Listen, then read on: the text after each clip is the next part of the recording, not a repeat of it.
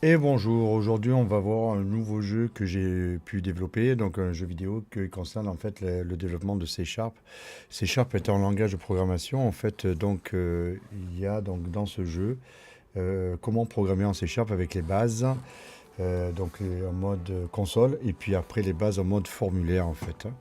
Ce jeu est inspiré par Uncharted pour ceux qui reconnaissent un petit peu. Donc j'ai récupéré en fait, vu que moi le jeu n'est pas à la vente, hein, donc j'ai pu récupérer en fait les images et la musique d'Uncharted. On peut l'entendre ici, de manière à ce que l'élève puisse être dans une ambiance en fait, hein. Ici on est dans le développement, donc il y a une notion de jeu et puis une notion beaucoup plus, on va dire, pédagogique.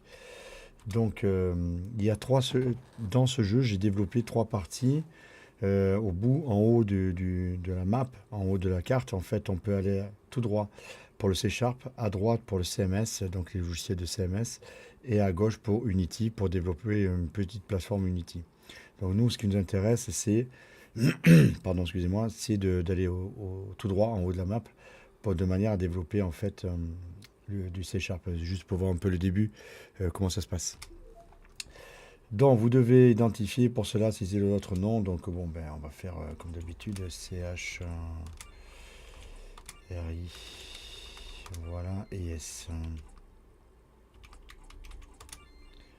On est parti.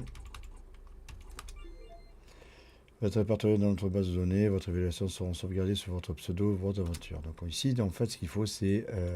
Alors, je me déplace là, par contre, qu'avec les touches.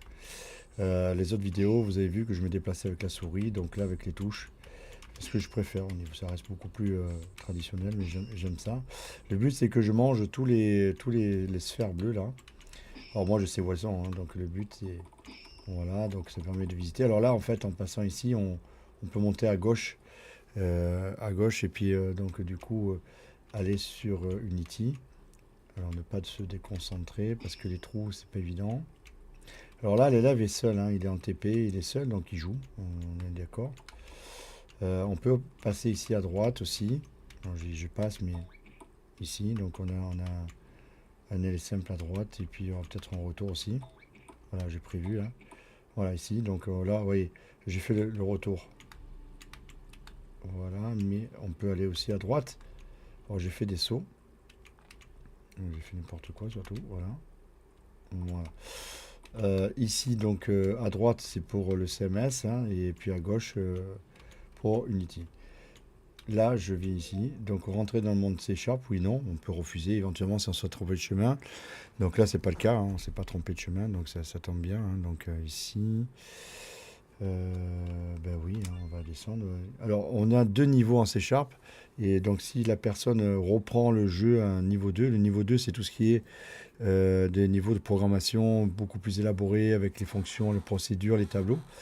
Parce que le niveau 1, c'est juste les variables. Donc, on va voir le niveau 1, tout simplement. Ici, donc, il faut manger les champignons. Toutes les pièces dans la maison ainsi que manger tous les champignons pour passer au niveau donc, au supérieur. Alors ici, ben, il y a des concepts, voilà, on mange un peu des champignons.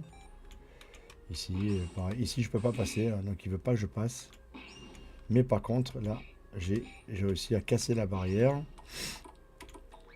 Oh, bien sûr, je sais où je vais, hein. Au-dessus, hop, on se fait. Hop, parce qu'en fait, au-dessus, là, hop là, hop là, hop là. Bon, c'est pas grave, on a de jouer comme un bêta. Voilà, ici. Donc là, moi, je peux aussi repasser par ici. Éventuellement, vous allez voir le score dans le château des scores. Donc là, éventuellement, je vais voir mes scores, mais là, c'est pas le cas. Donc, si je veux retourner au château, on est en haut. Retourner sur le niveau 1, oui. Alors ça, c'est le château qui est fait pour quand on peut voir nos scores mémorisés. Là, j'ai pas encore de score, ça sert à rien. Et hop, là, je reviens ici. Je balade. Vous voyez que tout est possible avec quand vous construisez votre plateforme. Il faut simplement réfléchir un peu à votre scénario de départ pour mettre en place votre plateforme en fait. Allez, on va rentrer dans la maison. Vous voyez que là, le personnage est beaucoup plus rapide que dans les jeux que j'ai fait pour les terminales.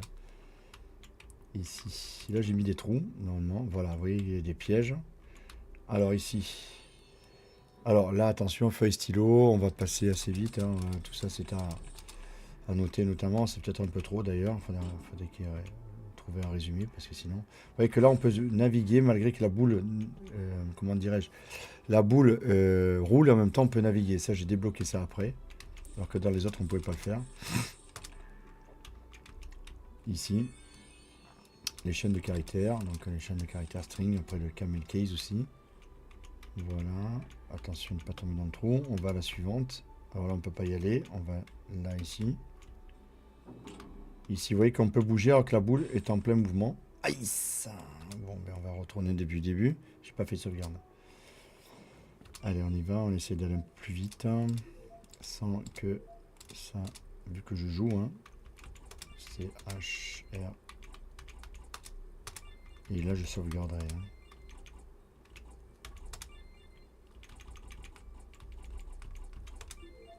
Ok, on est répertorié. C'est bon, on est parti. Sinon, je referai notre enregistrement si jamais vraiment ça bloque.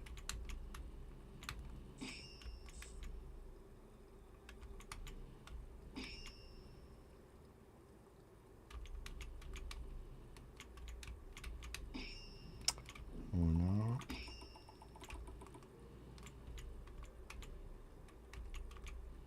On va laisser passer. Alors, tant qu'on est... Oh, putain. On va y arriver. Et après, si jamais c'est pas bon, je ferai une autre... Parce qu'on est déjà à pas mal de minutes. Hein, c'est HR. C'est parti du jeu, hein.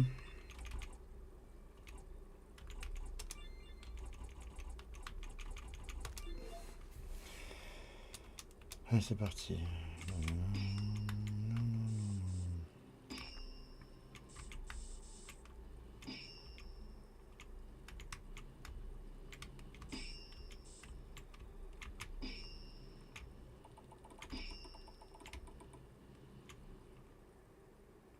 Soyons prudents.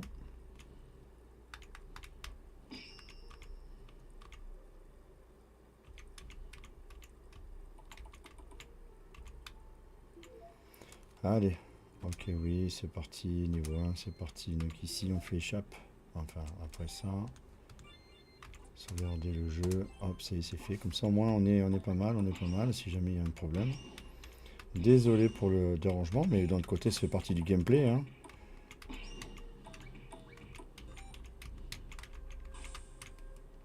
Voilà, on est un peu plus... Voilà. Vous voyez que le personnage change de tête aussi. Regardez ça. Hop là, la personnage en bas, lui change de tête à chaque fois. Regardez bien, la petite fille aux cheveux bleus. Hop là, vous voyez que on peut changer aussi le personnage en cours de route du jeu. Donc ici, pareil.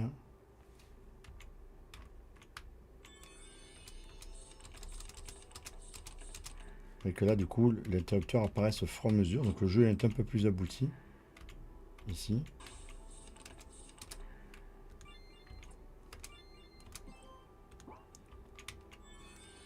On a les caractères, ça y est, c'est fait. Parce que je vais vous montrer quand même d'autres choses. Voilà.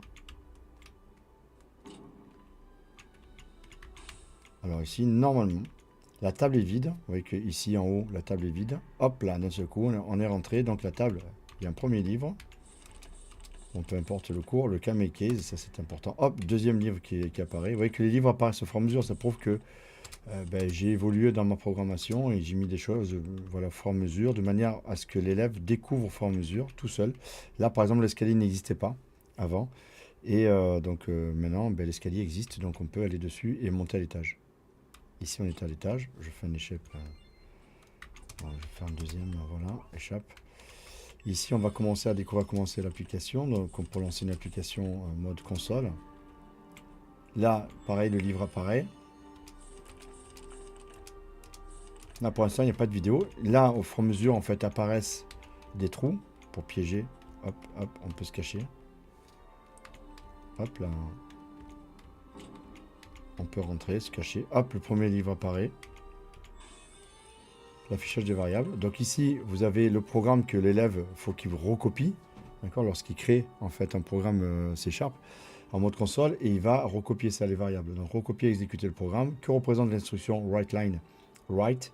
Que représente l'instruction, vous voyez que bon, il y a une faute d'orthographe, hein. Readline, quelles sont les variables en présence. Donc en fait, il faut qu'il réponde à ça et puis après, moi, il me le rend et moi, je peux valider s'il a bien compris.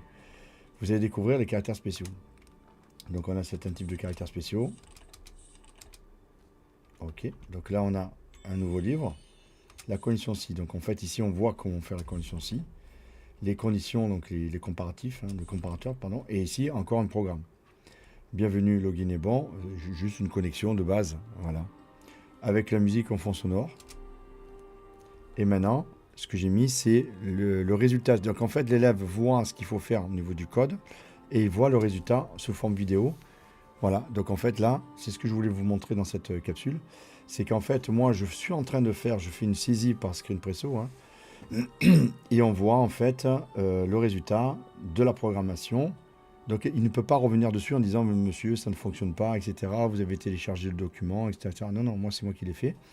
Et on voit bien que c'est moi qui l'ai fait. Donc il y a dedans l'exécution du programme en live direct. Donc du coup l'élève ne peut pas revenir dessus en fait, hein.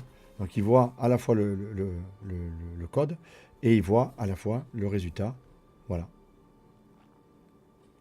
Et tout ça, donc tout, voilà, ici, donc en fait, recopier, exécuter le programme. Donc là, j'ai mis en plus gros, d'accord? De manière à ce que lui, il est là, il a à côté, il recopie et il voit si ça donne la même chose.